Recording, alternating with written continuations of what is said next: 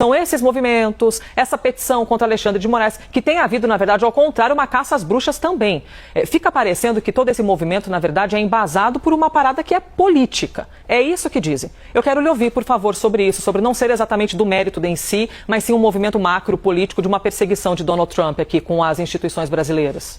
Uma ótima pergunta. Eu sei das pessoas que falam isso e eu concordo, é totalmente político. Mas o que é político não são as ações da Rumble, nem a carta do presidente Trump. Porque vamos ser claros, essas ações são defensivas. Quem mandou ao ministro Alexandre de Moraes começar a ir detrás do Rumble em janeiro de 2025? Vamos lembrar que as ordens do ministro, que são, a Justiça Americana já falou, o Departamento de Justiça já falou, são totalmente ilegais. As ordens do ministro que ele lançou como mísseis para dentro dos Estados Unidos lá em janeiro e começo de fevereiro foram lançadas por ele deliberadamente, sem que aconteça absolutamente nada. Qual foi a emergência? O que estava acontecendo que meritava ele lançar esse ataque logo depois da posse do presidente Trump? A gente não sabe de absolutamente nada que meritava ele fazer isso. Que meritava ele ameaçar com prisão a Chris Pavlovski, CEO da Rumble? E que ameritava ele, 6 meses depois, vamos lembrar que até hoje o ministro não apareceu no processo da Flórida, tá? Não tem nem ministro, nem AGU, nem governo defendendo, não tem ninguém lá.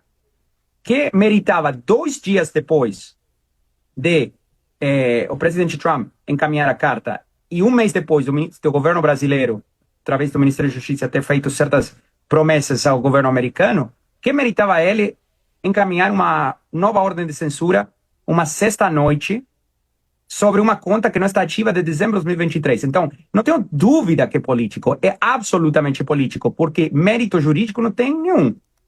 Na prática jurídica, está tentando prever o quê? Uma conta que está desativada ou que não possui conteúdo de dezembro de 2023 está ameaçando a democracia do Brasil?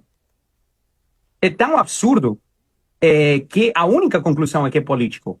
E nossas ações têm sido todas defensivas. A única razão que você tem uma petição nova da Rumble e Trump Media hoje para a juíza federal na Flórida é porque o ministro deu 48 horas para cumprir com uma ordem totalmente pretextual, desnecessária, sem nenhum efeito prático, para gerar mais conflito.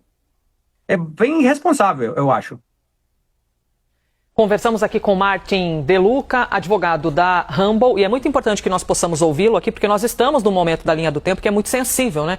E de uma taxação de 50% aqui ao Brasil e de algo que está caindo em cima do colo, inclusive, de Jair Bolsonaro, né? Os setores que defendem, que votaram em Jair Bolsonaro, agora vão ser taxados em 50% por Donald Trump. Então, é de uma complexidade tão grande, embasada por um assunto que é comercial, por isso que eu lhe fiz essa pergunta e o senhor afirmou, é importante que nós possamos ouvi-lo, que é de fato um movimento político, que é uma resposta a tudo isso que vem acontecendo, que vocês consideram que é uma perseguição e o Brasil considera que, na verdade, seja um avanço em cima da autoridade, das instituições aqui brasileiras. Na justiça, todo mundo vai se defender. Martin, muito obrigada. Por favor. Posso esclarecer só um ponto aí Por que favor. foi muito importante que você mencionou? Você mencionou no final que no Brasil é uma defesa às instituições. E eu quero fazer uma pergunta para vocês. Como que é uma defesa às instituições se não temos nenhum outro juiz brasileiro que fica violando o Tratado Bilateral Estados Unidos-Brasil de assistência legal mútua?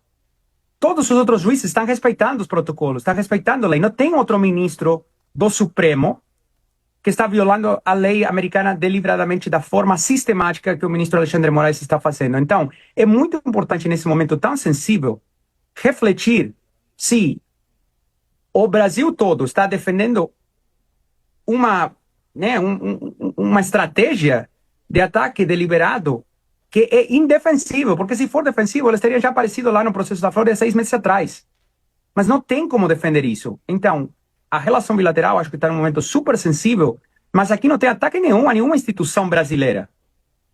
Aqui tem as ações de um juiz que está atuando totalmente fora do marco da lei, totalmente fora do que permitem os tratados bilaterais e contrariando o que o governo brasileiro mesmo tem discutido com o governo dos Estados Unidos em privado. Né? Acho que tem certas comunicações ao respeito que foram mencionadas na mídia. Mas o governo brasileiro, em privado, tem reforçado que, obviamente, o Brasil vai respeitar a lei, vai respeitar os tratados e não vai fazer exatamente o que o ministro Alexandre de Moraes fez na sexta-noite. Então, a pergunta é, por que ele está fazendo isso deliberadamente?